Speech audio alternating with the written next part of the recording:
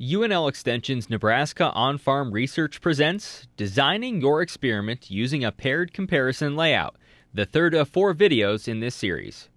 In the last video, we learned about the importance of randomization and replication in designing the experiment. To compare 2 treatments, such as an untreated area and a fungicide treatment at V5 corn, you can use the paired comparison design. This is a randomized complete block layout with just 2 treatments. The paired comparison requires a minimum of 5 replications, and 6 to 7 are recommended to assure representative results. Sometimes a comparison field strip may be lost due to weather, pests, or human error in data collection.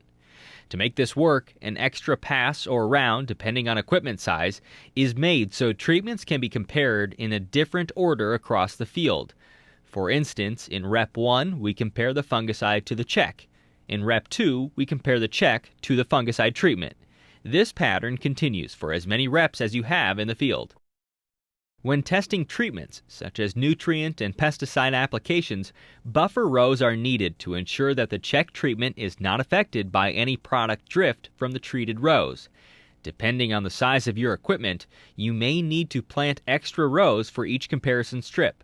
For example, with a 90-foot sprayer, you would treat 90 feet or 36 rows in the center of the plot and leave untreated buffer rows on either side of the fungicide-treated strips. You would harvest these center rows separately, collecting data from them for your records. The buffer rows would be harvested separately outside this research project. In our example, we are spraying a fungicide.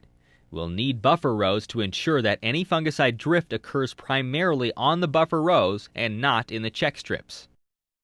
With paired comparison designs, it's important to plan for the size of your equipment and ensure that each treatment comparison strip is harvested.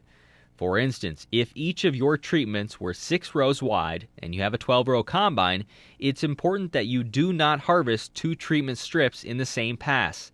This would disregard the randomization that you introduced in your block designs.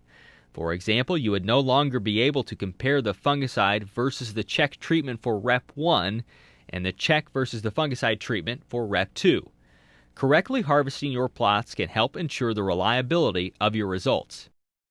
When harvesting a treatment without a buffer, you would compare the harvest weights from the first treatment with the first strip of the untreated check for your first replication.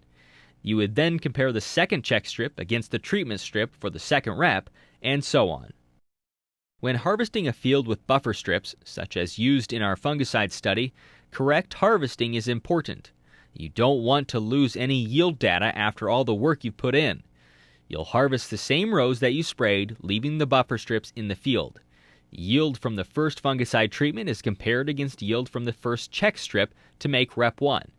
The second check strip is then compared against the next fungicide treatment strip to make Rep 2. This pattern continues across the field until all the check and fungicide treatments are harvested within each rep. Once all the fungicide and check strips are harvested, the buffer rows can then be harvested. Once you have your data collected, it's important to know what difference the treatment truly made in comparison to the untreated check. Use statistical analysis for this.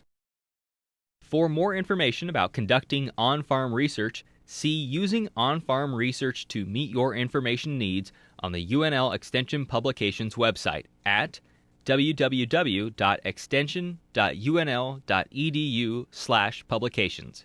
To learn more about how you can work with UNL Extension educators and specialists to conduct on-farm research, go to cropwatch.unl.edu/web/farm research.